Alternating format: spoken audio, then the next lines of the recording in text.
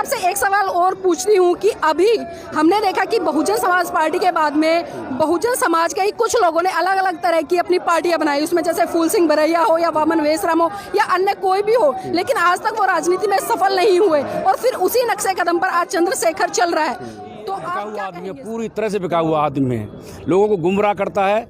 इसका एक हमने देख दलाल है बीजेपी और कांग्रेस का, और इन्हीं के द्वारा फंडिंग होती है इसकी, पार्टी बना रहा। क्यों? सिर्फ इसका मुद्दा है कि उत्तर प्रदेश में बहुजन समाज पार्टी को वोटों को डाइवर्ट करना, सिर्फ, और कुछ उद्देश्य नहीं है। चंद्रशेखर जी जो मान्यवर काशीराम जी सोचते थे, क्या वो सब कर पाएंगे? जैसे मान्यवर काशीराम ने कहा था कि जो जमीन सरकारी है वो जमीन हमारी है, तो क्या वो भूमि का आवंटन दलितों के हित में कर पाएंगे? क्योंकि अभी भी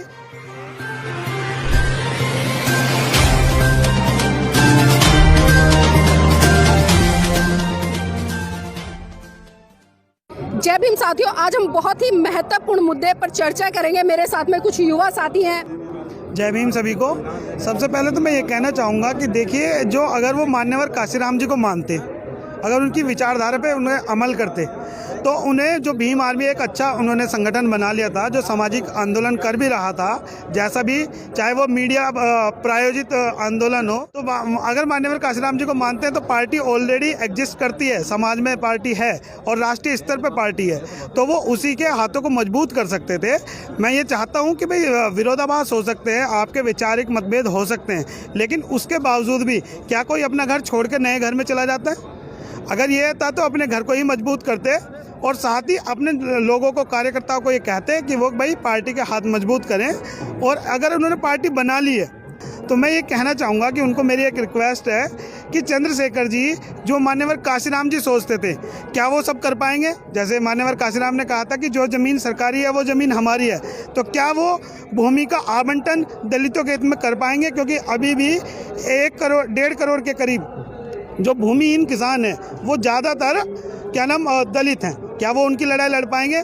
क्योंकि जो एक हीरोइज्म होता है, पॉलिटिक्स का हीरोइज्म तो उनमें कूट कूट के भरा हुआ है, चाहे वो जंतर मंतर पे वो लाठी लेके आ जाएं, लेकिन क्या वो विचार से भी मजबूत हैं?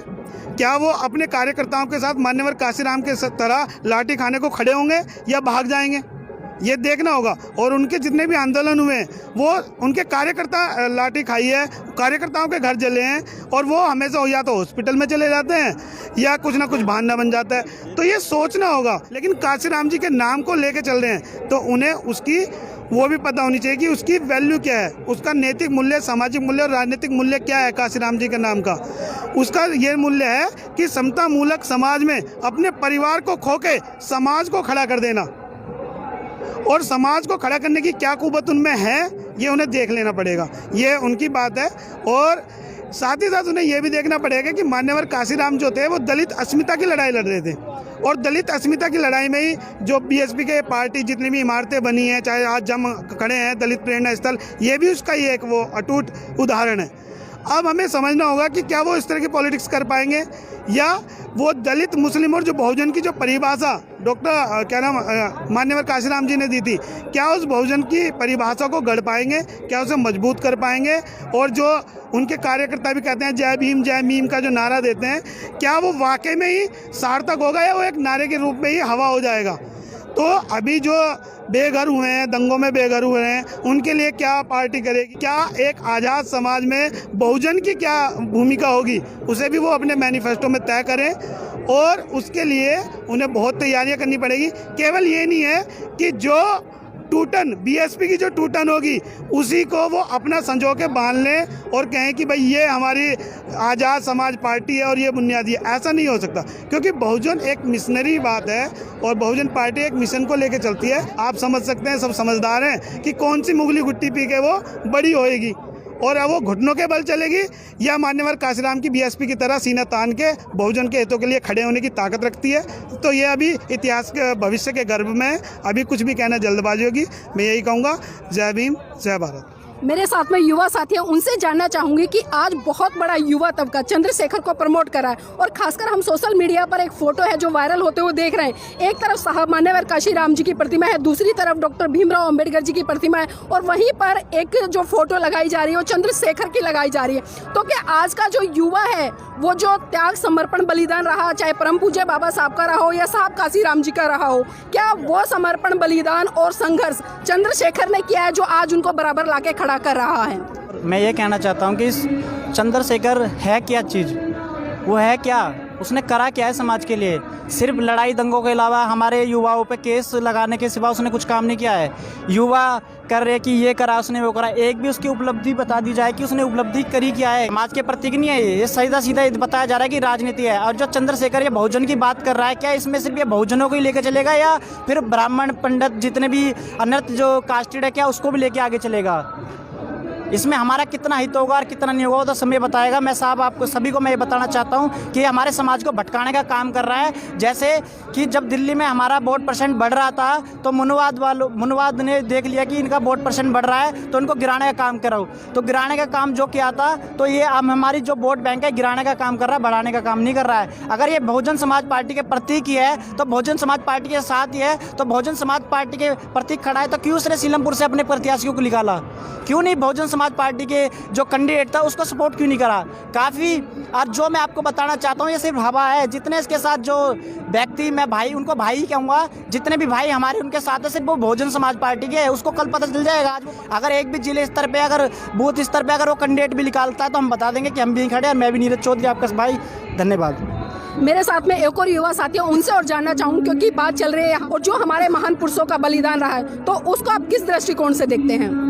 जय भीम साथियों, मेरा मानना ये है उन्होंने पार्टी नहीं बनानी चाहिए थी, बसपा को समर्थन करना चाहिए था। जैसे आरएसएस ने बीजेपी को समर्थन करती आ रही है ऐसे ही उनको भीम आर्मी बड़े रूप में इकट्ठा करके बहुजन समाज पार्टी को सपोर्ट करना चाहिए था। उनको पेशेंस नहीं है, इतनी जल्दी पार्टी बना ली। पार्टी नहीं बनानी चाहिए थी, उनको एक बहुजन कार्यकर्ता के रूप में काम करना चाहिए था और बहुजन के लिए काम करना चाहिए था। अगर उन्होंने पार्टी बना भी ली है तो मेरा मानना ये यूपी को छोड़ के वो कहीं भी अपनी राजनीति चमकाएं। यूपी को छोड़ दें, यूपी और जहाँ पे भी जाएं वो मतलब यूपी को छोड़ दें, बाकी अपनी राजनीति करें। यूपी में सिर्फ बहन जी को रहने दें। देखिए, जब हम बात करते हैं कि हम बाबा साहब के अनुयायी या हम साहब मान्यवर काशीराम जी के अनुयायी या हम महान जो बहुजन समाज के महान पुरुष रहे उनके अनुयायी, तो इसी तरह से चंद्रशेखर भी लगातार कहता है कि मैं साहब मान्यवर काशीराम जी का अनुयायी और बाबा साहब का अनुयायी। तो आज वो अनुयायी जब साहब मान्यवर काशीराम जी की पार्टी स्थापित है इस देश में तो उसके विपक्ष में जाकर दूसरी पार्टी खड़ा कर रहा है, तो इस पर आपकी क्या राय है? हमारी राय ये है कि भीम आर्मी जो है संगठन के रूप में स्वीकार है, पार्टी के रूप में स्वीकार नहीं है। पूरे युवाओं को जो है पार्टी के रूप में कभी स्वीकार नहीं की जाएगी। खासतौर पे यूपी में तो कतई ही नहीं। यूपी में हमारी एक ही पार्टी है बीएसपी, और कहीं और स्टेट में जहां हमारी बीएसपी कमज़ोर है वहां जाकर जो है कि अपना जलवा दिखाए। उनको पार्टी के रूप में स्वीकार कभी नहीं की जाएगी और जो है कि संगठन के रूप में मैं स्वीकार करता हूँ और युवा भी स्वीकार करेंगे। जय भीम, जय भारत। आज के जो युवा हैं, खासकर जो भीम आर्मी की तरफ आकर्षित हो रहे हैं, उन युवाओं को आप क्या संदेश देना चाहेंगे? नहीं, भीम आर्मी का कोई इसमें रीज़न ही नहीं है। युवा जो है भीम आर्मी की तरफ कोई भी नहीं, वो तो बेमतलब की बात करते घूम रहे हैं। हम बहन जी के साथ हैं और देखो बहन जी ने पार्टी को खड़ा किया है कड़ी मेहनत करके। भीम आर्मी तो हमारी बहन जी के ही पार्टी से निकले हुए एक सदस्य हैं। बाकी भीम आर्मी का कोई रोल नहीं है इसमें, ना उन्हें पार्टी का कोई गठन करना चाहिए, ना हम लोग उनके साथ हैं। मेरा तो यही कहना है। आज के दिन का आपके जीवन में क्या महत्व है? आज के जीवन में बहुत बड़ा महत्व हमारे जीवन में। हम जो है बाबा साहब को तो देखा नहीं था हमने, लेकिन बाबा साहब के रूप में काशीराम साहब को देखा और उनके साथ थोड़ा मौका भी मिला। जो परिवर्तन पूरी जीवन में किया है तो हमारे काशीराम साहब के माध्यम से हुआ है।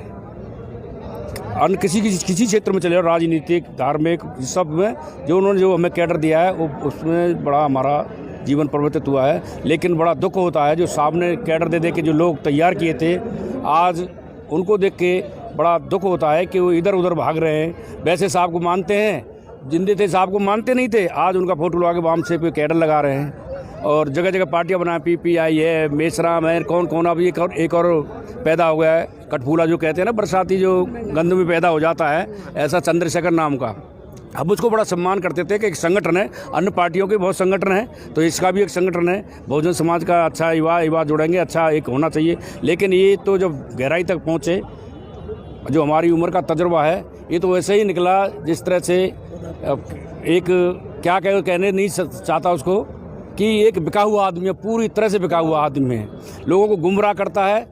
इसका एक हमने देख दलाल है बीजेपी और कांग्रेस का, और इन्हीं के द्वारा फंडिंग होती है इसकी, पार्टी बना रहा। क्यों? सिर्फ इसका मुद्दा है कि उत्तर प्रदेश में बहुजन समाज पार्टी को वोटों को डाइवर्ट करना, सिर्फ, और कुछ उद्देश्य नहीं है। उसी की ये कीमत लेता है और उसी के लिए ये पार्टी बनाई जा रही है कि भाई जितनी संगठन लड़ेंगे भिन्न भिन्न प्रकार के, वो बहुजन समाज के नाम से, बहुजन और तो कोई देने से रहा है इनको, सिर्फ बहुजन समाज पार्टी के SC ST OBC और माइनॉरिटी की वोटों को काटने के लिए ही इसको पैदा किया जा रहा है। ऐसा होगा नहीं। हमारा समाज काशीराम से, बाबा साहब से, बहन कुमारी मायावती से अच्छा प्रेरित है। ऐसा कुछ नहीं होगा।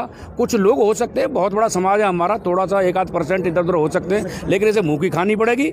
और जहाँ से ये शब्बीरपुर से चालू किया था, वहाँ के लोगों ने कह दिया कि संगठन बनाएगा, तुम तेरे साथ हैं। पिछले इलेक्शन में इसे जवाब मिल गया था, अगर तूने पार्टी बनाई और किसी कांग्रेस को, बीजेपी को समर्थन मांगा तो हम तेरे में जूते मारेंगे, सीधा बोला था वहाँ के लोगों ने, और इसने अपने पैर पीछे खींचे थे। अब इसे डबल फंडिंग हो रही है, तो इससे कुछ हमारा बहुजन समाज कहीं विचलित होने का नहीं है। ये कुछ चंदों में ही ये नीचे आ पड़ेगा, कोई नहीं है। आए देखा साहब ने, बाबा साहब ने, बहन जी ने कभी लाठियाँ नहीं खबाई, लोगों ने आए दिन बंद कराता रहता है लोगों को, पिटा के और लेके बीमारी का बहाना लेके हॉस्पिटल एडमिट हो जाएगा और हो जाएगा। और देखो मुसलमानों में जाके हमें ये दिखाया, क्या मुसलमान कितने बचाए, इतने में अब नजर नहीं आया। वो हमारे आदमी जो शरीफ थे, उससे होके उनके साथ चले गए, वो बेचारे और बंद हो गए।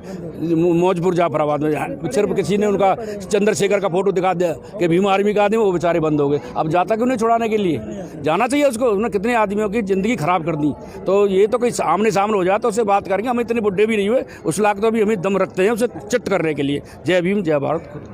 चंद्रशेखर की बात चल रही है। चंद्रशेखर पे जब रसूखा लगी थी, उसको अंदर डाला गया, तो उसी के साथ में कुछ साथी भी जेल गए थे, लेकिन आज तक वो साथी जेल की सलाखों के पीछे, और चंद्रशेखर बड़े ही मतलब मैं कहूँगी कि हर्षोल्लास के साथ आज घूम रहा है। गाड़ियों, बड़ी बड़ी गाड़ियाँ हैं, महंगी महंगी गाड़ियाँ हैं। तो ऐसे जो आज बहुजन समाज के लोग हैं, बहुत सारे हैं युवा साथी जो मिशन मूवमेंट शायद नहीं जानते, इसलिए उनके पीछे लगे। तो ऐसे युवा साथियों को क्या संदेश देना चाहेंगे?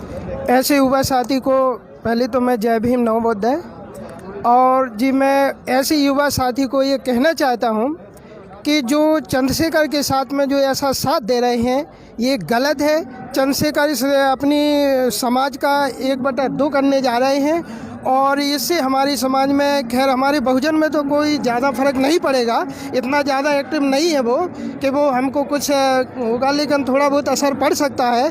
तो मैं ये कहता हूँ ऐसे युवाओं को कि जब चंद्रशेखर आज़ाद जेल में बंद था, जब बहन कुमारी मायावती जी राज्यसभा सांसद से वहाँ गई थी और उनकी मदद करी थी, और वहाँ बोली थी बहन जी कि ऐसे लोगों को जो छोटे छोटे संगठन चला रहे हैं, और ऐसे लोगों को मेरे झंडे के नीचे आना चाहिए, नीले झंडे के नीचे आना चाहिए, और फिर देखते हैं फिर इनके ऊपर कौन इनको उंगली उठाता है। और बहन जी ने उनकी मदद करी थी और उनको जेल से छुड़वाया था चंद्रशेखर आज़ाद को, और चंद्रशेखर आज़ाद भूल गए हैं उस बातों को। और चंद्रशेखर आज़ाद और क्या RSS में क्या फिर क्या फ़र्क रहा? अगर मोहन भागवत बीजेपी का जो RSS का जो संगठन है, वो भी पार्टी बना लेते, लेकिन वो जानते हैं कि हम पार्टी नहीं बनाएंगे। अगर वो पार्टी बनाएंगे तो वो सत्ता में नहीं आ सकते हैं। तो क्या चंद्रशेखर आज़ाद क्या RSS के उससे क्या ये कम थोड़ी है?